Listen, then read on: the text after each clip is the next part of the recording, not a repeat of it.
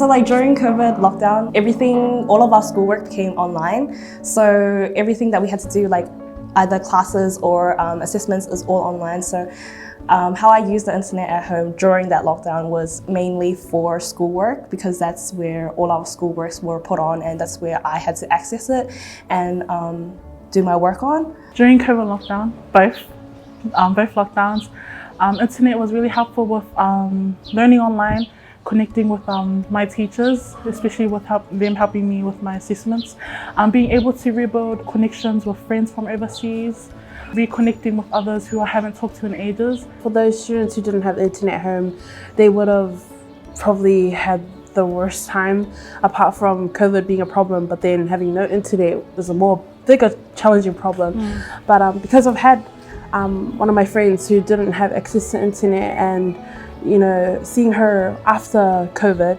and her just stressing out, because she didn't have access to the internet, so she just had to use paperwork and worksheets, and she had to learn from those, and also resources from the library. So it was really challenging, moment. But I think as a South Auckland community, it was even more exaggerated in terms of the kind of shock it produced within our community, especially within learning. So there were issues that we looked at in terms of what our community didn't have, and some of it was around the basic needs around food, etc., which we tried to play a role in. And of course, then the other secondary importance at that point in time was around students having access to good learning, and students that didn't have laptops, didn't have Wi-Fi, were at distinct disadvantages. If you think about this morning, I started the day reading the paper. I then booked a physio appointment. I was checking out the term dates for my son's school online, and all of those things were done through the power of the internet and through access to devices that I had. Unfortunately, in New Zealand, there are up to 200,000 households that don't have that same access to the internet and or potentially devices and the skills perhaps to know how to do that. So the reason we created Jump was really about an ability to help create a bridge over that digital divide and allow people the time, the access and the ability to participate and contribute in society. With Skinny Jump, we are working to help bridge the digital divide in New Zealand and to foster greater inclusion and equity of opportunity.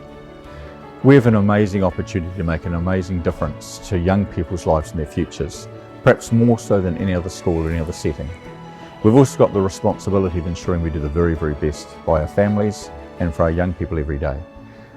And we know that if we do the very best we can, we'll have made a difference for them. That means we've got to overcome barriers, we've got to enhance opportunities, we've got to find other and different ways of doing things. We've got to make sure that we're serving our young people the very, very best ways we can in everything that we do. And sometimes that's about access, other times about opportunity, other times about quality, and other times about equity.